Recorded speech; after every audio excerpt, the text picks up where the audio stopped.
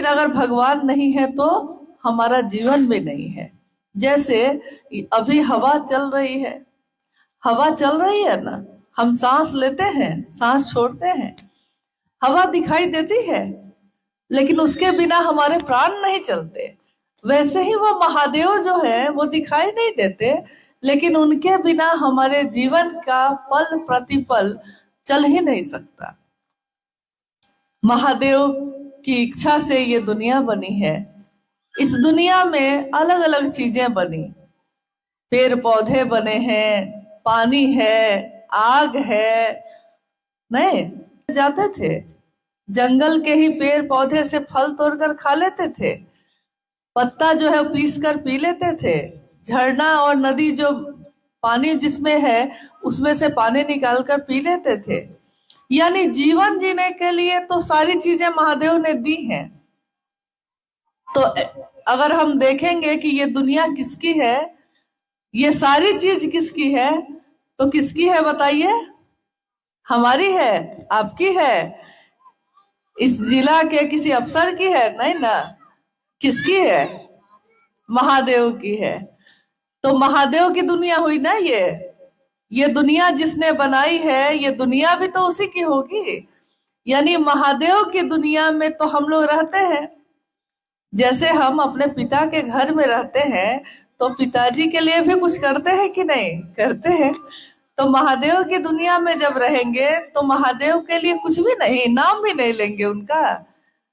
दुनिया के लोग तो कभी सुख देते हैं और कभी दुख देते हैं, तो उनके लिए हम एहसान मानते हैं, उनकी इज्जत करते हैं, उनसे रिश्ता नहीं तोड़ते। जिस महादेव के कारण ये सारी चीज है, हम उस महादेव से ही अपना रिश्ता कमजोर कर लेते हैं। साहब हरिंद्रानंद जी ने पहली बार इस दुनिया में ये बात कही कि हर आदमी, हर इंसान महादेव को अपना गुरु बना सकता है। कोई अगर शरीरधारी गुरु है, उनके पास आप जाइए और कहिए कि हमको शिष्य बना दीजिए, तो उनके पास कोई ना कोई नियम होगा, बंधन होगा। कोई कहेगा कि किस जाति से हो, किस धर्म से हो, नहीं, अमीर हो कि गरीब हो, यहाँ के हो कि वहां के हो, कुछ ना कुछ पूछेगा। और कुछ नहीं तो साधना करनी पड़ेगी, मंत्रों का जप करना पड़ेगा, उपासना करनी पड़ेगी, कुछ ना कुछ शर्त, कुछ ना कुछ बंधन होंगे। तब कहीं जाकर अगर 50 आदमी आया है तो 5 आदमी को वो कहेंगे कि हाँ, 5 आदमी ऐसा है जो मेरा शिष्य बन सकता है। यानी गुरु के अनुशासन में जो रहेगा उसी को गुरु शिष्य बनाते हैं। बाकी लोग का क्या होगा? जिसमें योग्यता नहीं है, जिसमें पात्रता नहीं है। अगर आपको संस्कृत में बहुत मोटी मोटी किताब हम लोग ले आए और कहे कि हम ही पढ़े, तो हम पढ़ पाएंगे? नहीं आती है। बड़ी बड़ी बात नहीं आती, बड़े बड़े ग्रंथ और किताबों को हम लोगों ने नहीं पढ़ा है, लेकिन दिल की भाषा समझते हैं कि नहीं? हम लोग संस्कृत नहीं पढ़ सकते हैं, अंग्रेजी नहीं पढ़ सकते हैं, मान लीजिए हिंदी पढ़ सकते हैं, हो सकता है वो भी नहीं पढ़ पाए, लेकिन दिल की भाषा पढ़िएगा कि नहीं? दिल की भाषा तो पढ़ते हैं, उसके लिए तो भाषा की जरूरत नहीं होती। तो महादेव जो है, सारी भाषा, सारी चीजें हमारी आपकी बनाई हुई है, महादेव की नहीं। तो महादेव क्या ग्रहण करते हैं? महादेव को हम लोग क्या देते हैं? अगर जल भी चढ़ाएंगे तो किसका है? ये है तो महादेव का ही। फल फूल चढ़ाएंगे तो किसका है? महादेव का ही है। और भाव भी चढ़ाएंगे तो ये भी दिया तो महादेव नहीं है, लेकिन महादेव भाव मांगते हैं। जैसे किसी भी रिश्ते में हम लोग भाव ही मांगते हैं। हम ही लोग यहाँ आए, आप गुरु बहन है मेरी, हम गुरु बहन है आपके। अगर हम लोग के अंदर गुरु बहन का भाव नहीं होता तो हम लोग यहाँ क्यों बैठते? आप अपने घर को छोड़ के यहाँ क्यों बैठते? हम भी रांची जाना छोड़कर यहाँ क्यों रुकते? गुरु बहन का गुरु बहन के लिए भाव है, लेकिन ये भाव किसके कारण है? क्योंकि मैंने भी महादेव को अपना गुरु माना है और आपने भी महादेव को अपना गुरु माना है। तो जब जगत के रिश्ते में हम लोग भाव खोजते हैं, माँ का पुत्र के लिए, पुत्र का माँ के लिए भाव, पति का पत्नी के लिए, पत्नी का पति के लिए भाव, और अगर एक में भाव हो और दूसरे में नहीं हो तो वो रिश्ता चलेगा? चल पाता है? तो जब जगत के रिश्ते बिना भाव के नहीं चलते, महादेव तो भाव सत्ता ही है। महादेव से भाव से जुड़ा जा सकता है। और भाव कैसे आए, इसके लिए आपके बीच तो गुरु बहन लोग आती ही हैं। वो लोग बताई हैं कि भाव कैसे जगे, क्योंकि भाव जगता है जगत के लिए, लेकिन महादेव के लिए नहीं जगता है। इसके लिए बहुत जरूरी है कि पहला सूत्र हम करें, मन ही मन अपने गुरु शिव से कहिए, हे शिव आप मेरे गुरु हैं, मैं आपका शिष्य हूँ, मुझ शिष्य पर दया कर दीजिए। दया क्यों कह रहे हैं हम लोग, कृपा क्यों नहीं कह रहे हैं? ज्यादातर लोग तो यही ना कहते हैं कि कृपा होगी तब ना, लेकिन महादेव को गुरु बना के तो दया मांग रहे हैं। क्योंकि महादेव कौन है? भगवान, और भगवान गुरु भी है। लेकिन हम कौन है? एक नश्वर, हम लोग इंसान जिसको कुछ नहीं आता। हम लोग को अगर कुछ आ भी जाएगा तो उस महादेव के सामने उसकी क्या बिसात। लेकिन तब भी हम कहते हैं कि महादेव आप हमको अपना शिष्य बना लीजिए। और महादेव बनाएंगे क्योंकि वो जगत के पिता हैं, जगत के गुरु हैं। वो नहीं कह सकते कि तुम किस जाति किस धर्म के हो, महादेव कह सकते हैं, क्योंकि महादेव की तो पूरी दुनिया ही है, सब तो उनकी अपनी संतान है। वो किसी को मना नहीं कर सकते। वो कहेंगे कि आप क्या खाते हैं, क्या पीते हैं, कैसे जीते हैं, ये पूछेंगे। वो सब तो उन्हीं का है। तो वही महादेव जब हम पे दया करेगा तो बिना उसकी दया के हम शिष्य बन सकते हैं? नहीं बन सकते। इसीलिए पहला सूत्र में हम बार बार यही बात कहते हैं। और दूसरा सूत्र जो है उसमें हम महादेव की बात करते हैं, जितना आता है उतना ही। हम लोग को तो बहुत कुछ नहीं आता, आपको भी बहुत कुछ नहीं आता, लेकिन महादेव के लिए भाव कैसे पैदा हो ये तो आपको आता है। जब जगत के लिए आता है तो महादेव के लिए भी आएगा। महादेव की बात करते करते, शिव चर्चा करते करते एक दिन हमारा मन महादेव के लिए भाव से भर जाता है। आप देखिएगा गांव में कुआं होता है, कहीं कहीं कुआं है। यहाँ इस गांव में है। तो कुआं से पानी निकालने के लिए बाल्टी और रस्सी बांध के लटकाते हैं। उसमें कैसे निकालते हैं पानी? बाल्टी रस्सी में बांध के लटकाते हैं ना। और कहीं कहीं देखिएगा कि कुआं के किनारे पे एक पत्थर लगा रहता है और उसी पत्थर पे रस्सी लटका के पानी लेने के लिए खींचते हैं हम लोग। तो खींचने से क्या होता है, उस पत्थर पे रस्सी बार बार जाती है और आती है। पत्थर मजबूत है कि रस्सी मजबूत है? क्या मजबूत है? पत्थर ना कठोर है, पत्थर ना मजबूत है, रस्सी तो बहुत कमजोर है। लेकिन वो कमजोर रस्सी भी बार बार पत्थर पे जाती है और आती है, तो निशान बन जाता है कि नहीं? उस पे निशान बन जाता है। और हमारे मन में अगर बार बार हम ये कहेंगे कि महादेव आप मेरे गुरु हैं, मैं आपका शिष्य हूँ, मुझ शिष्य पर दया करिए, और उनकी चर्चा करेंगे, अगर बार बार ये काम करेंगे हम, तो मेरे मन में हमेशा के लिए महादेव की याद रहेगी कि नहीं रहेगी? रहेगी। तो जिस बारे में हम बात करते हैं ज्यादा, हमको वही याद आता है, जिसकी बात कर लीजिए। और तीसरे में प्रणाम करते हैं। मान लीजिए हम आपको प्रणाम करते हैं, आप हमको प्रणाम करते हैं, लेकिन उस प्रणाम में भाव नहीं हो, तो उस प्रणाम का क्या मतलब है? हम लोग के गांव में बहुत लोग हैं जो बड़े बूढ़े सामने आते हैं, आप उनको प्रणाम करते होंगे ना। प्रणाम काका, प्रणाम चाचा, प्रणाम बाबा करते हैं, लेकिन सबके लिए आपके मन में श्रद्धा नहीं होती। बड़े हैं तो सामने पड़े हैं प्रणाम कर लिए, लेकिन आदर नहीं है, श्रद्धा नहीं है, प्रेम नहीं है।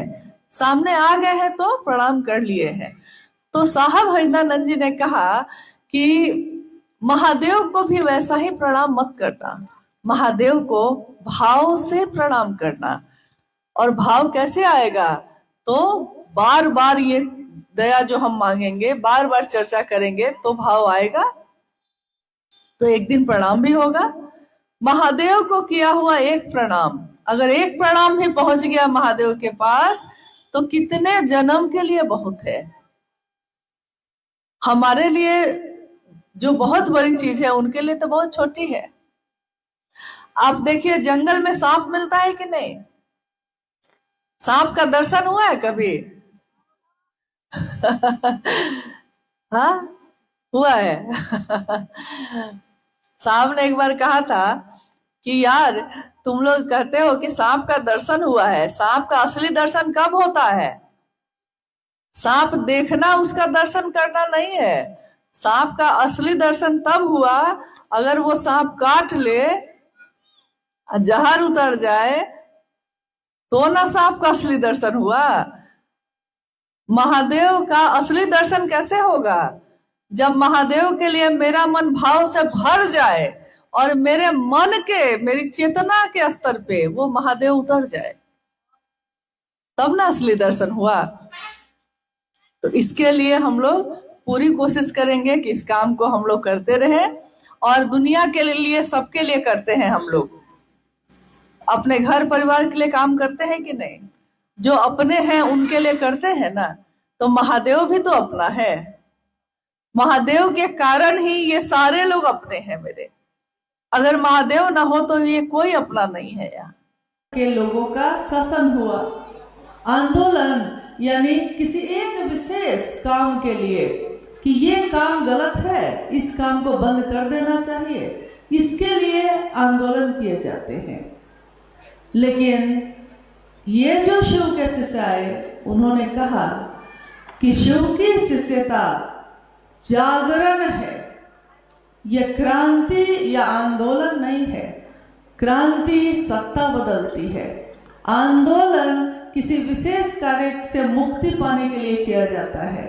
लेकिन जब जागरण होता है व्यक्ति के मानसिक और आध्यात्मिक तल का, तब ये जागरण उस व्यक्ति को सोने नहीं देता। और अगर उसका मन जग गया है, तो मन जग गया है तो शरीर भी जगा ही रहेगा।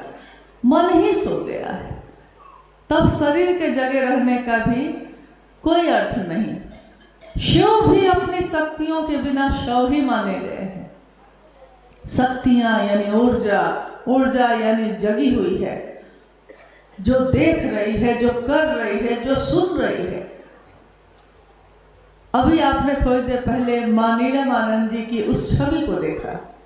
मां नीलम आनंद जी ने जब साहब के साथ कदम से कदम मिलाकर शिव की शिष्यता में अपनी सहभागिता देनी शुरू की थी, तो उन्होंने एक आह्वान किया उस समय, शिव तुम जागो, शिव तुम जागो। एक तरफ साहब कह रहे हैं व्यक्ति का मन जागे, और शक्ति स्वरूपा मां नीलम आनंद कह रही हैं शिव तुम जागो। व्यक्ति तो जग रहा है, लेकिन महादेव आपका अंश जो उसके मन में सोया है वो भी तो जागे। और आज यह जागरण ऐसा है कि अभी आपने उदाहरण भी सुना, लोग शास्त्र पढ़कर जगे, कोई किताबों का अध्ययन करके जगा, कोई मंत्रों का जप करके जगा, किसी ने लाखों करोड़ों मंत्रों का जप किया है, कोई बड़ी बड़ी पदवी पे साधु संतों की एक लंबी श्रृंखला है उस पे बैठा है, और एक तरफ इसी देश के रहने वाले लाखों लोग वैसे हैं जिन्होंने अभी भी किसी शास्त्र को नहीं पढ़ा है, हिंदी अंग्रेजी भी ठीक से नहीं आती है बोलने, लेकिन मन जग गया है तो सामने कौन आके खड़ा होता है इससे भी कोई फर्क नहीं पड़ता। कोई आए, हम समझते हैं कि हमको उससे अपने महादेव की बात कहनी है। वो जो देना चाहता है दे, लेकिन मुझको क्या देना है उसको, ये जागरण है आज सभी शिव के शिष्यों का। शिव के शिष्य दुनिया को शिव ही देते हैं। साहब श्री ने अपने आचरण से सिखाया, माँ नीलम आनंद जी ने अपने जीवन से सिखाया कि दुनिया के लोग तो महादेव से मांगते रहे, मनोकामना की पूर्ति होती रही है।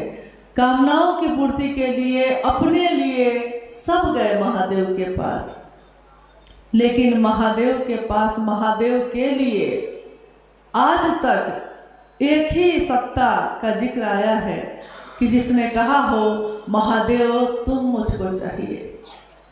माँ उमा वर हूँ शंभु, नहीं तो रहूं कुंवारी, वरण करूंगी तो शिव का, नहीं तो और किसी का नहीं। और देखिए ये एक निष्ठता ने शिव का अर्ध रूप तो दिया ही, और आदि गुरु शिव की प्रथम शिष्या भी बनी माँ भवानी ही। आदि गुरु शिव, यानी कोई गुरु होगा तो उसका पहले, सबसे पहले कोई तो शिष्य बनेगा। तो आदि गुरु शिव की जब बात आती है तो जिक्र ये भी आता है कि सबसे पहले उनका शिष्य कौन हुआ? माँ भवानी स्वयं। भारतीय संस्कृति में जो तंत्र साहित्य है वो बताता है कि पूरा तंत्र प्रेम और एक निष्ठता की पराकाष्ठा है, जिसमें माँ भवानी शिष्या के रूप में महादेव से पूछ रही हैं, ओ लॉर्ड व्हाट इज तंत्रा। अंग्रेजी में जो किताब है उसका जिक्र साहब श्री ने किया। माँ भगवती पूछती हैं महादेव से, महादेव तंत्र क्या है? महादेव कहते हैं, ओ देवी तंत्र is nothing but only love and surrender. तंत्र और कुछ भी नहीं है प्रेम और समर्पण के सिवा। प्रेम जब होगा तो एक सत्ता से होगा, समर्पण होगा तो सबके लिए नहीं हो सकता, किसी एक के लिए होगा। आज शिव शिष्यता की पराकाष्ठा पे हम सब चल रहे हैं। इमारत इतनी बुलंद है, लेकिन जब महादेव का काम शुरू हुआ तो माँ नीलम आनंद जी ने अक्सर उस समय कहा कि एक दिन ऐसा आएगा कि शिव शिष्यता की इमारत इतनी बुलंद होगी, इतनी बुलंद होगी कि देखनिहार को धरनिहार नहीं मिलेगा। आज शिव शिष्यता की इमारत बुलंद होती जा रही है, होती जा रही है। उस इमारत के नीचे नींव में कितनी ईंटें लगी होंगी। जब कहीं कोई महादेव की बात नहीं करता था, तब इस जिले में ही नहीं, हर जिले में कुछ लोग आए, कुछ लोग खड़े हुए। उन लोगों ने सारे कष्ट, सारे कांटे झेले और नींव के पत्थर बने। नींव का पत्थर आज दिखाई नहीं देता। जो भी हमारे पुराने गुरु भाई गुरु बहन हैं, जिन्होंने निष्ठापूर्वक महादेव का काम किया साहब दीदी के साथ चलकर, आज वो दिखाई नहीं देते। कोई वृद्ध हो गया है, कोई शिवलिंग हो गया है, कोई अब उतना नहीं चल पाता। लेकिन जब कोई कहीं नहीं था, तब वो नींव का पत्थर अगर न बनता तो इमारत इतनी बुलंद नहीं होती। इसलिए साहब श्री ने कहा कि जिसने भी, जो भी शिव का शिष्य मेरे साथ इस काम में आगे बढ़ा है, मैं शिव का शिष्य हरिंद्रानंद अवनत हूँ उन घनेरों शिव शिष्यों के आगे जिन्होंने महादेव का काम करने में अपनी सहभागिता दी है।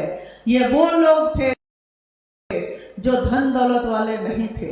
ये वो लोग थे जिनके पास कोई बड़ा वैभव नहीं था, जिनके पास साधन नहीं थे, जिनके पास पैसे नहीं थे, लेकिन उन्होंने अपने निर्बल सामर्थ्य से महादेव व्याप्ति की, महादेव की स्थापना दूसरे के दिल में की। जो दे मेरे दिल में होगा वही मैं आपके दिल में दे सकती हूँ। जो मेरे दिल में नहीं होगा वो हम लाख संभाषण करें, लाख सुंदर सुंदर शब्द बोले, हम आपको देख ही नहीं सकेंगे। आध्यात्म का रास्ता यानी जीवन में आने से पहले और जीवन में जाने के बाद हम तो नहीं जानते कहाँ से आए हैं। साहब श्री ने कहा ये कि किसी और की मर्जी से आते हैं आप और किसी और की मर्जी से चले जाते हैं। बीच का ये जो जीवन है, इस जीवन में अपनी मर्जी चलाना चाहते हैं। आए थे किसी और की मर्जी से, जाएंगे किसी और की मर्जी से। बीच के इस जीवन में आप सोचते हैं कि सब कुछ मेरा है, मैंने किया है। यही बात उन्होंने शिष्यानुभूति में लिखी। जब वो जीवात्मा जो मेरे अंदर है, जो आपके अंदर है, वो जीवात्मा जब अपने कर्ता बोध से मुक्त होता है और जो मूल कर्ता है उसके अस्तित्व को जानता है। मूल कर्ता कौन है यहाँ? किसके नियंत्रण से ये सारी चीजें चलती हैं? कौन है जो मेरे आपके मन को भी नियंत्रित करता है, मेरे जीवन को भी नियंत्रित करता है? हर अगला पल मेरा दिल क्या सोचेगा हम नहीं जानते। हर अगला पल मेरा दिमाग आज जिसको दुश्मन समझता है, हो सकता है उसको दोस्त बना बैठे, और आज जिससे इतनी दोस्ती है, शायद उससे इतनी दुश्मनी हो जाए कि उसका चेहरा भी देखने का मन ना करे। मेरा ही तो दिल है, मेरा ही तो दिमाग है, लेकिन नियंत्रण किसका चल रहा है? तो जो मूल करता है इन सभी चीजों का, वो गुरु के रूप में भी है हमारे आपके पास। वो गुरु बनकर उतरे। क्यों उतरे?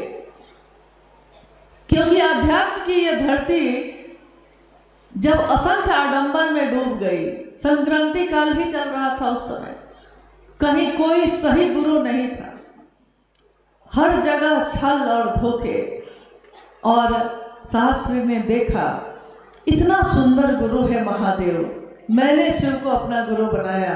इतना सुंदर गुरु, इतना अपना गुरु जो शिवत्व के शिखर पे आरूढ़ कर सकता है, ऐसा गुरु एक कल्प वृक्ष के नीचे खड़े होकर, कल्प वृक्ष के बारे में कहा जाता है कि वो एक ऐसा वृक्ष है जो कभी स्वर्ग से आया था, और उस वृक्ष के नीचे खड़े होकर अगर आप कुछ मांगते हैं तो आपकी सभी मनोकामनाएं पूरी होती हैं। कल्प वृक्ष के नीचे खड़े हैं, सब कुछ मिल सकता है, और भिक्षा का पात्र लेकर इसके उसके पास दौड़ रहे हैं। ये हमारा आपका दुर्भाग्य है। स्वयं शिव के शिष्य इस धरती पे उतरे, स्वयं शिव की शिष्यता का दान उन्होंने किया है, शिव का ही दान कर दिया है।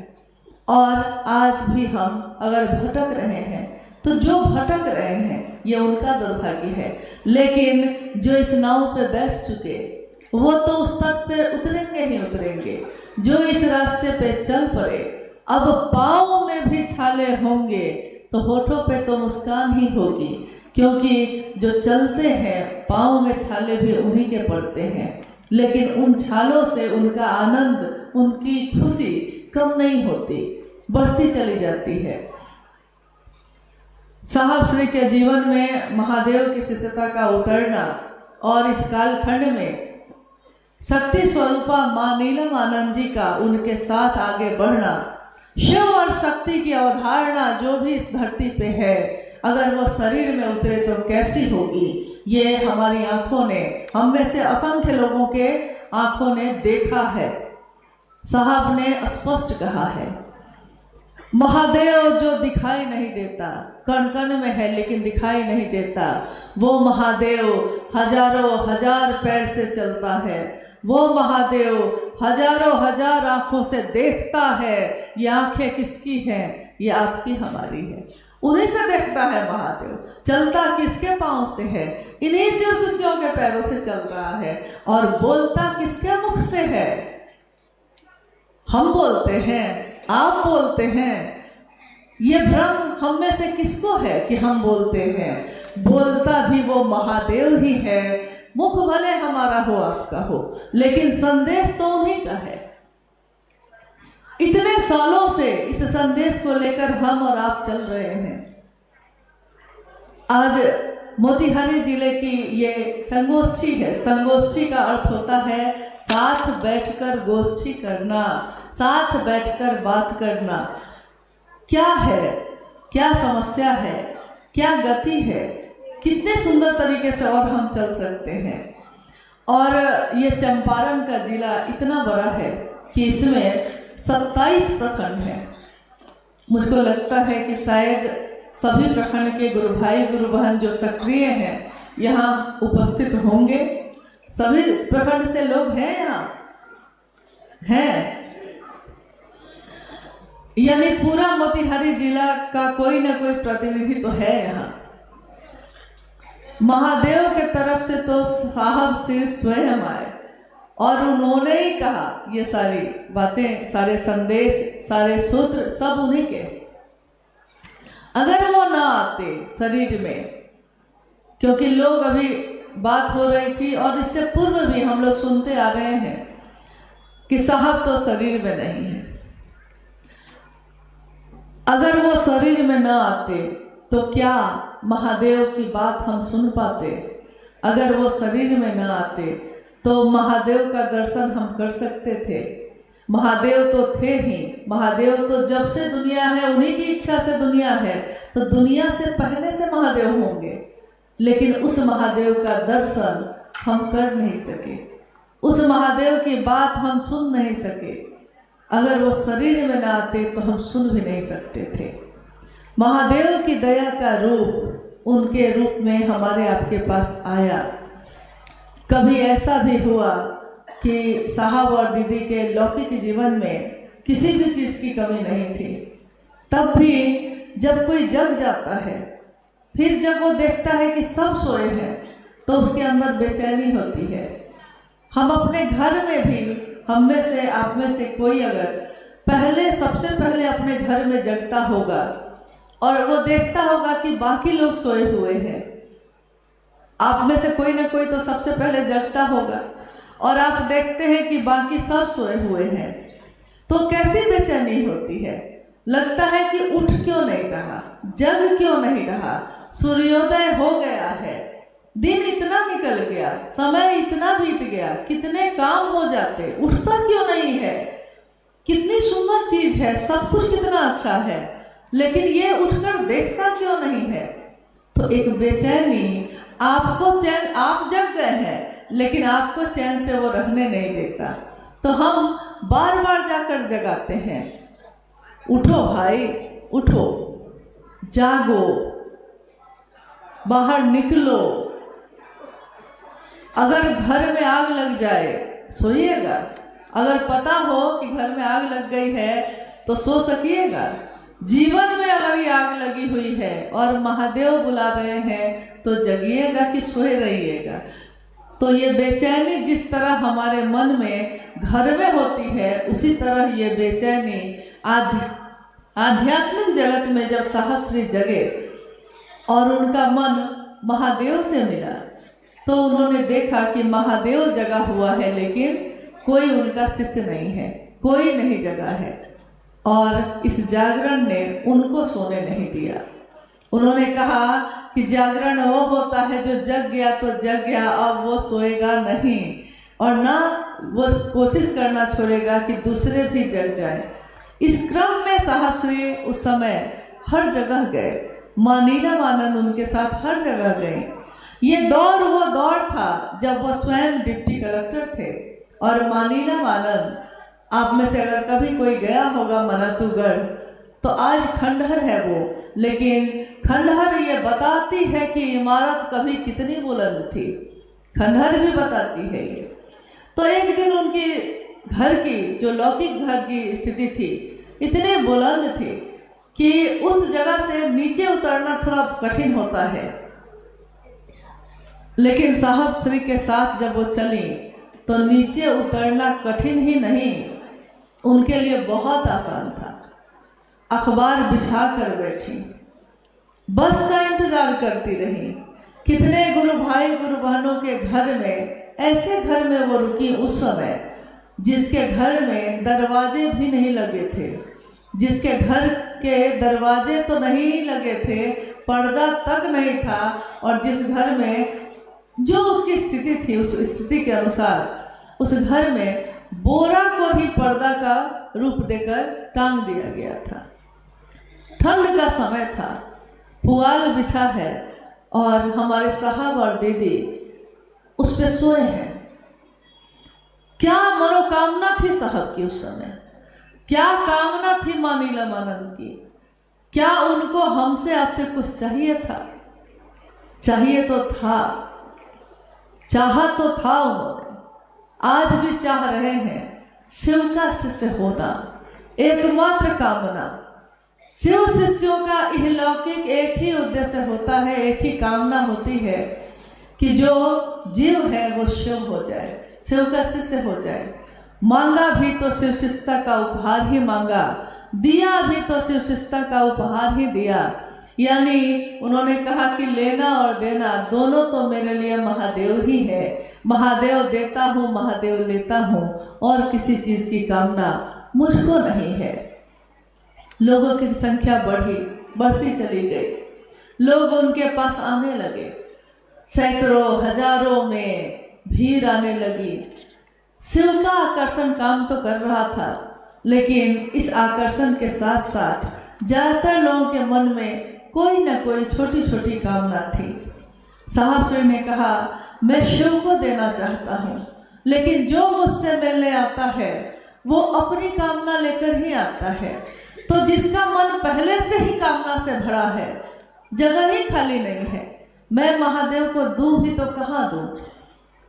उन्होंने अपनी पुस्तक आओ चले शिव की ओर में लिखा है, मैं, यानी वो खुद के बारे में बोल रहे हैं, मैं एक पुराने कुएं की तरह हूँ जिसमें जो आता है अपना अक्स, अपने मनोभाव, अपनी धारणाओं की वापसी पसंद करता है।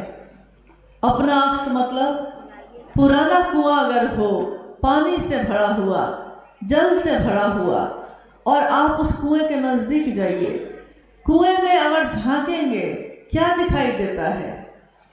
वो जल से भरा हुआ है, मेरे जीवन की प्यास बुझा सकता है, लेकिन हम उस कुएं में झांकते तो हैं अपना चेहरा देखने के लिए, अपना अक्स, अक्स मतलब अपना चेहरा।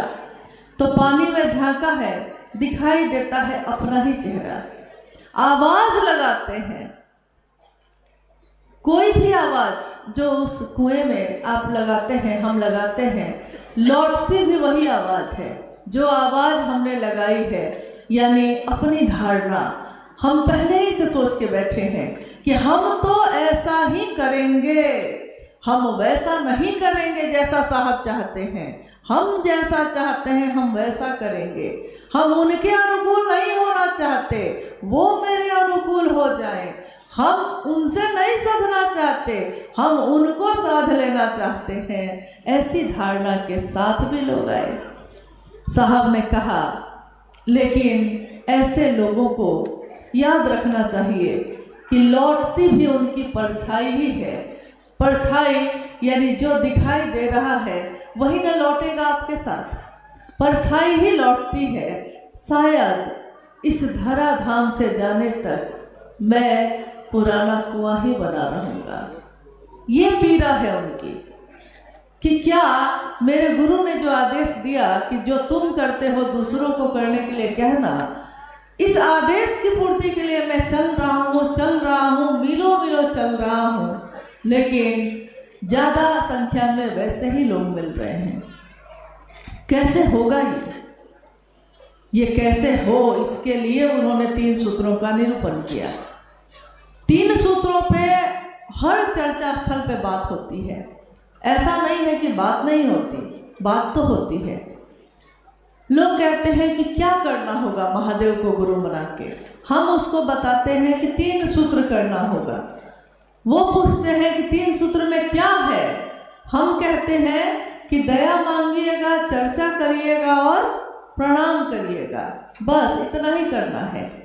लेकिन हम उसको ये नहीं समझाते कि पहला सूत्र ही ये कहता है कि मन ही मन अपने गुरु शिव से ये दया मांगिए। मन ही मन ये दया मांगिए कि हे शिव, आप मेरे गुरु हैं, ये मेरे में बड़ा दर्द है, मेरा होना ये बड़ा पीड़ा देता है, मेरा होना ये सोने नहीं देता है। साहब ने कहा महादेव तो सबके हैं, पूरी दुनिया के भगवान है, वो सार्वजनिक है, सबके लिए है, लेकिन अगर वो मेरे ना हुए तो मेरे किस काम के होंगे वो भगवान। लेकिन वो भगवान अगर मेरा नहीं है, होंगे वो जगत गुरु शिव, लेकिन अगर वो मेरे गुरु नहीं है तो मेरे किस काम के। अगर मेरे जीवन के अंधेरे को उन्होंने दूर नहीं किया है तो होंगे वो रोशन करने वाले, होंगे वो अंधेरे में डूबी चेतना को खींचकर रोशनी में ले जाने वाले, लेकिन अगर मेरे घर का अंधेरा दूर ना हुआ तो मेरे लिए किस काम के। तो महादेव के लिए साहब ने कहा कि शिव सबका है, जो सबका होता है वो किसी एक का नहीं होता, और जब एक का नहीं होता तो कोई उसकी परवाह भी नहीं करता। महादेव सबके गुरु हैं, करेंगे और हम नहीं करेंगे तो क्या होगा। सब तो कर रहे हैं, सब तो कर रहे हैं, एक मेरे नहीं करने से क्या होगा। लेकिन ये मेरा करना ऐसा ही है जैसे बूंद बूंद से सागर का भर जाना। हम में से हर व्यक्ति को अपने गुरु के लिए निकलना पड़ेगा, हर आदमी को अपने गुरु की बात दूसरों तक पहुंचानी ही पड़ेगी। अगर हम ये नहीं कर सकेंगे तो अपने गुरु शिव को गुरु दक्षिणा भी नहीं दे सकेंगे। देखिए यहाँ दीक्षा और गुरु दक्षिणा की बात आती है। जब भी गुरु और शिष्य परंपरा की बात होती है, इसमें गुरु दीक्षा देते हैं और शिष्य गुरु दक्षिणा देता है। हर जगह है, शरीरधारी गुरु भी कोई होंगे तो दीक्षा देंगे, मंत्र देंगे, तो हम कुछ ना कुछ उनको कपड़ा, पैसा, चढ़ावा देते हैं। गुरु दक्षिणा कहा जाता है इसको। महादेव गुरु है, जगत गुरु शिव ही गुरु है, कण कण उसी का है, उसको हम क्या देंगे। यहाँ मोतिहारी आने से पहले हम लोग दरभंगा में थे, दरभंगा होते हुए आए, और दरभंगा में मुझको याद आया कि जब साहब श्री दरभंगा में आए थे शिव गुरु महोत्सव के लिए और लौट के वो गए, तो उन्होंने कहा कि एक अद्भुत चीज, कुछ बहुत वर्ष पहले की बात कह रहे हैं आपको, एक अद्भुत बात आज मुझको महादेव से पता चला कि देखिए आज तक मैं यही सोच रहा था, इतने दिन से महादेव को गुरु बनाया था, दूसरों को बताता था, ये सोचता था कि गुरु दक्षिणा में क्या दिया जा सकता है। महादेव गुरु हैं तो गुरु दक्षिणा में हम क्या देंगे। और दरभंगा में महोत्सव में एक जिज्ञासा आई मंच पे, जिज्ञासा थी कि गुरु शिव हैं तो गुरु दक्षिणा क्या होगा। दीक्षा तो साहब ने बताया कि दीक्षा होगा आपके मन में इस विचार का प्रवेश करना कि शिव मेरे गुरु है, यही गुरु की दीक्षा है। शिव की दया ही दीक्षा है, दया हो जाना, इस बात का प्रवेश कर जाना, यही गुरु की दीक्षा है। लेकिन गुरु दीक्षा देते हैं तो फिर दक्षिणा का भी मामला आएगा नहीं आएगा। तो ये जिज्ञासा आई थी दरभंगा में उस महोत्सव में, और साहब ने कहा सच्चाई ये है कि मुझको नहीं पता कि एक शब्द में इसका उत्तर क्या होगा। अगर कोई पूछे कि भाई मैं पूछ रहा हूँ और आप तुरंत इस बात को बताइए, तो मुझको नहीं पता कि क्या उत्तर होगा इसका।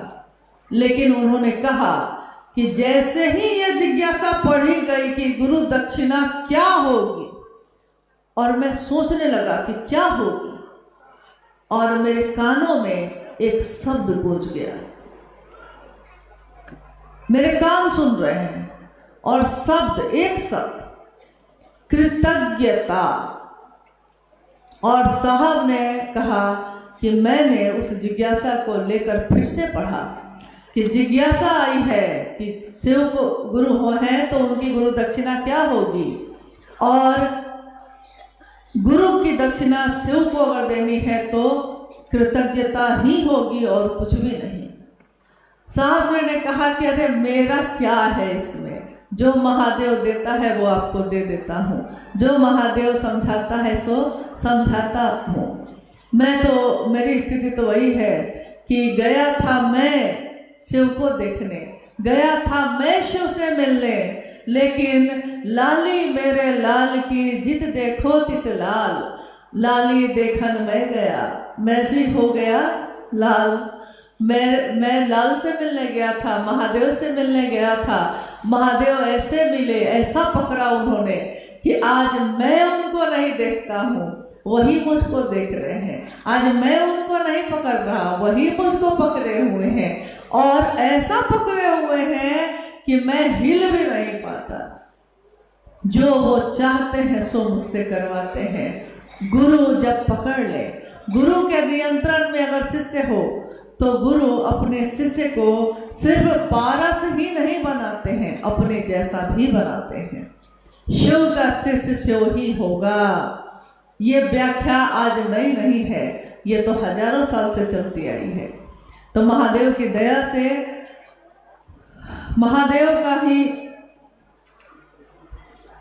महादेव की ही ये दुनिया है, उनकी दया से हमारे आपके जीवन में शिव के शिष्य साहब हरिंद्रानंद जी आए, शिव शिष्या दीदी नीलम आनंद आई और हम सबको एक नया रास्ता दिखाया। इस रास्ते में आनंद ही आनंद है, कोई पीड़ा नहीं है, कोई दुख नहीं है। इस रास्ते में कोई कांटे भी नहीं है, कांटे जो थे वो भी फूल बन गए और तपती धूप भी छाया बन गई है। कहीं कोई कांटा नहीं, कोई गतिरोध नहीं है। थोड़ा थोड़ा जो हम लोग को मिलता है वो भी जरूरी है, अगर वो ना मिले तो हमारा शरीर थोड़ा ज़्यादा ही आराम पसंद करने लगता है। जैसे यहाँ इस हॉल में थोड़ा आराम से है तो ज़्यादा आराम से बैठिएगा, आंख बंद हो जाती है। कितने लोगों की आंख बंद होने लगी, आराम शरीर को मिला और सोने लगा मन। और बाहर अगर धूप में बैठे होते तब नींद आती नहीं आती, तब नींद नहीं आती। यानी शरीर को आराम मिलता है तो मन उसको भोगने लगता है, मन को आराम मिलता है तो शरीर भी उसको भोगेगा। इसीलिए शास्त्र ने कहा है कि इंसान का, व्यक्ति का, किसी भी मानव का शारीरिक शक्ति से भी बलशाली होती है उसकी मानसिक शक्ति, और मानसिक शक्ति से भी बलशाली होती है उसकी आध्यात्मिक शक्ति। किसी भी इंसान की शरीरधारी जो भी हम और आप हैं, हमारी स्थिति ये है कि हम जो है हर बात में रोते ही रहते हैं। महादेव दया नहीं किए, महादेव ये नहीं दिए, महादेव वो न दिए। साहब ने कहा कितना रोओगे, रोते ही रहोगे, रोते ही रहोगे, कब तक रोते रहोगे? कभी तो मन से महादेव को मांगो। अरे महादेव अपने हो जाएंगे तो ये चीज़ें तो खुद ही ठीक हो जाएंगी। जो वो हो जाए तो क्या ऐसा है जो मुझको उपलब्ध नहीं होगा? तो रोने की आदत जिसको भी होती है, हर बात में जो रोता है, दुनिया उसको रुलाती ही रहती है। लेकिन महादेव को पाया है तो हंसना तो सीखिए, खुद भी हंसिए, दूसरों के जीवन में भी आनंद दीजिए, खुशी दीजिए। बाकी जीवन में तो पीड़ा है, स्वाभाविक है कि जीवन शुरू होता है रुदन से और अंत भी होता है रुदन से। साहब कहते हैं कि बीच में खुशियां ढूंढते हो, पागल हो क्या? बीच में खुशी कितनी मिलेगी? यहाँ खुशियां हैं कम, बेशुमार है गम, इसका अंत नहीं है। लेकिन महादेव मेरे आपके हो जाएंगे तो खुशियां ही खुशियां हैं। हाँ, सब कुछ अच्छा ही अच्छा है। ये चूंकि संगोष्ठी है और इस संगोष्ठी में हम आप विभिन्न जगहों से आए हुए सब गुरु भाई गुरु बहन बैठे हैं। हम लोग कोशिश करेंगे इसमें कोई जिज्ञासा या ऐसी कोई बात आई हो जिस पे बात करने की ज़रूरत हो तो बात भी की जाए, इस विषय पे भी बात की जाए, क्योंकि मामला तो ये दिल का है, लेकिन दिल के मामले को भी एक व्यवस्था की ज़रूरत पड़ती है। तो जब व्यवस्था की ज़रूरत पड़ती है तो कुछ न कुछ समस्या आएगी ही आएगी, कुछ कमी कुछ ज़्यादा होगा ही होगा। प्यार करने के लिए तो दिल की जरूरत है, लेकिन उस प्यार से ब्याह करने के लिए पंडित जी की जरूरत है, ब्याह करके घर में लाने के लिए, रखने के लिए घर की जरूरत है। नहीं तो कोई कहेगा कि भाई ये तो दिल का सिर्फ मामला है, मामला तो दिल का ही रहता है। लेकिन दुनिया में रहते हैं, जिस देश में रहते हैं, जिस व्यवस्था में रहते हैं, व्यवस्था भी करनी पड़ती है। तो जैसे ही व्यवस्था आती है, कभी कुछ कम होता है, कभी कुछ ज़्यादा होता है, कुछ घटता है, कुछ बढ़ता है, कभी प्यार होता है, कभी तकरार होता है। जरूरी है कि रिश्ता बना रहे, तकरार करना गलत नहीं है। हम लोग गुरु भाई गुरु बहन जब महादेव के काम में चलते हैं तो सबका मन सबसे मिल जाए जरूरी नहीं है, ये हो भी नहीं सकता। हमारा आपका मन इतना अलग अलग है कि हम चाहे भी एक जैसा करना तो नहीं हो सकता। हमारे अंगूठे का निशान इतना अलग है कि इतने अरब लोग हैं दुनिया में, लेकिन किसी का निशान एक निशान से नहीं मिलता है। यहाँ तक कि रुद्राक्ष जो हम धारण करते हैं, रुद्राक्ष के बारे में कहा जाता है कि रुद्राक्ष पे जो आकृति बनी रहती है वैसी ही आकृति होती है हमारे अंगूठे की, यानी कि उसका भी एक दाने में जो बना हो दूसरे में नहीं मिलेगा। शिव की दुनिया ऐसी ही होती है, विसंगतियां, चाहे वो रुद्राक्ष के दाने हो, चाहे हमारा आपका मन हो, चाहे हमारा आपका जीवन हो, विसंगतियां ही विसंगतियां हैं। लेकिन इन विसंगतियों में भी संगति की स्थापना करते हैं शिव। जैसे ही हम शिव भाव की परिधि में आते हैं, हमारा मन, हमारे मन की हलचल सब खत्म हो जाती है और हम सब गुरु भाई गुरु बहन एक भाव में बंध जाते हैं। हमारी सभा एक हो, हमारे भाव जो हृदय में जो संचलित होते हैं, जो आते और जाते रहते हैं, जो मिलते और बिछड़ते रहते हैं, उसमें भाव एक ही हो, शिव का हो, और हमारी बात का विषय भी एक ही हो, शिव हो, तो संगति की स्थापना हो जाएगी। हमारा विषय अगर एक हो, हमारे मन का भाव अगर एक हो, हमारे चलने की गति अगर शिव हो, तो कितनी भी विसंगतियां होंगी, कहीं कोई बाधा नहीं है। हर जगह रास्ता ही रास्ता है। चलने वालों के लिए पहाड़ भी, आप लोगों को मालूम है साहब ने क्या कहा है, लेकिन बोल नहीं रहे। नहीं, चलने वालों के लिए पहाड़ भी सीढ़ी होती है और नहीं चलने वालों के लिए सीढ़ी भी पहाड़ होती है। साहब ने कहा, मैं चट्टानों को ही आरोहण बनाता चला गया, मैं पहाड़ों पे चढ़ के उस पार उतरता गया। मेरे गुरु की दया ने सारे अवरोधों को आरोहण बना दिया, यानी चट्टान की तरह जो चीजें खड़ी थी मैं उस पर चढ़ के उतर गया। वो उड़ता झंझावातों में, वो पीता वारी प्रपातों से। है ना पंक्ति कि महलों में गरुड़ नहीं सोता है, जो सबसे ऊंची उड़ान भरता है, कबूतर सोता है। तो महलों में गरुड़ नहीं सोता है, महलों के ये प्रासाद शिखर होते कबूतरों के ही घर।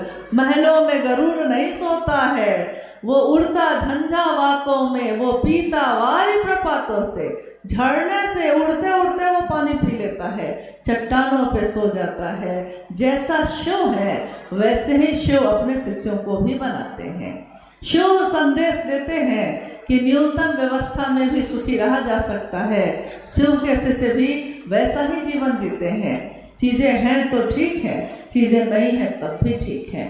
आप प्यार करते हैं तो ठीक है, आप नफरत करते हैं तब भी ठीक है। आपका नफरत, आपकी नफरत, आपके प्यार दोनों एक तरह से कबूल है, क्योंकि आपसे मतलब तो रही है, मतलब तो महादेव से है, महादेव के काम से है। तो आइए हम लोग कुछ जिज्ञासाओं पे बात करें। बच्चे को कुछ चाहिए तो उसको दिलवा दीजिए। हाँ, बच्चा है ना, कुछ देर से बैठा है, क्या चाहिए उसको दिलवा दीजिए।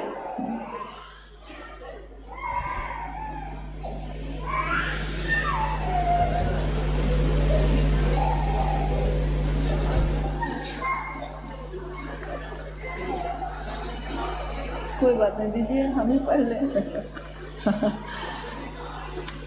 ऑन क्या हुआ है?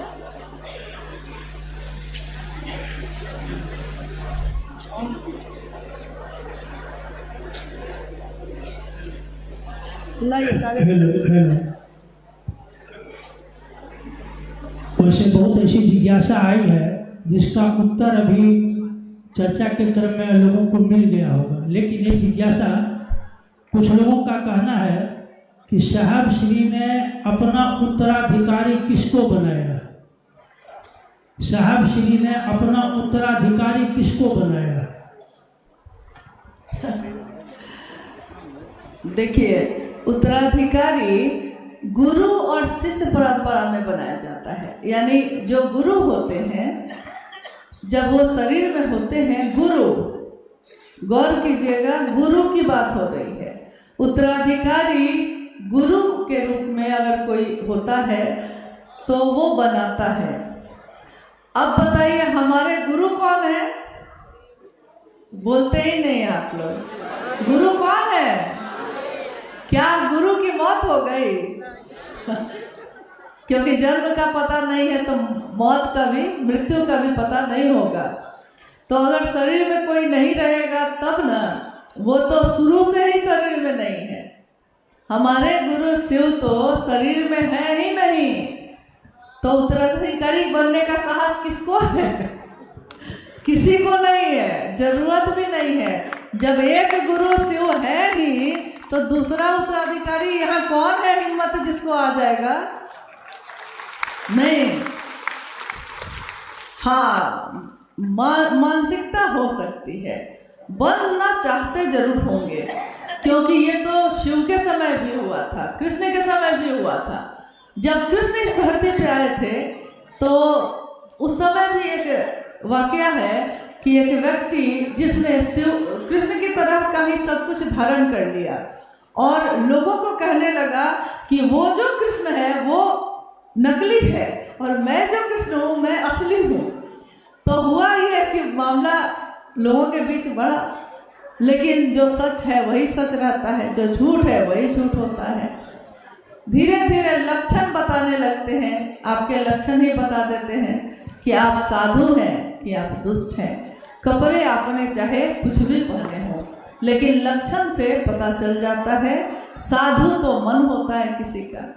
यहाँ जिज्ञासा जो इन्होंने अभी की है कि साहब ने उत्तराधिकारी किसको बनाया है, तो उत्तराधिकारी वो होता है कि एक परिवार है बहुत बड़ा, और परिवार का जो मुखिया अगर शरीर में नहीं है तो परिवार में से किसी एक को चुन दिया जाता है। ये लौकिक चीजों के लिए, अपने परिवार को चलाने के लिए होता है, लौकिक परिवार को।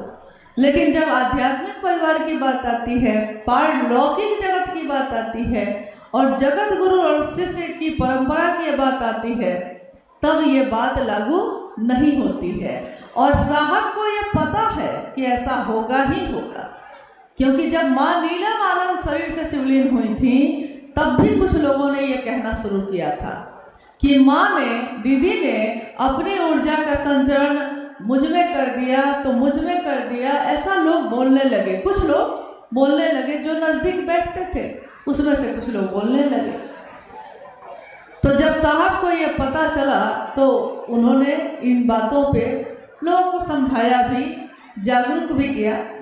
लेकिन उनको ये पता है कि शरीर का अंत तो होगा ही होगा, तो शरीर का अंत होगा और लोगों के अंदर की ये मानसिकता फिर से प्रबल होगी कि मैं ही साहब बन जाऊं, मैं ही दीदी बन जाऊं, मुझको ही बस चले तो मैं ही शिव बन जाऊं। तो बस चलता इसलिए नहीं है क्योंकि शिव जो है वो तो क्या कहते हैं उसको, कौन है नाग गले में, वासुकी ना हाँ, वासुकी को धारण करते हैं, ठीक है। जो प्रचंड जहर को रखने वाले हैं, गले में धारण करने वाले हैं, तो शिव बनने के लिए तो वो सब धारित करना पड़ेगा। तो शिव बनने में थोड़ी घबराहट होती है, बाकी चीज बनने में लगता है कि आराम होगा। लेकिन क्या साहब बनना इतना आसान है? क्या टोपी पहनने से साहब बन जाएंगे? क्या उनके जैसे बैठकर चर्चा करने के तरीके से साहब बन जाएंगे।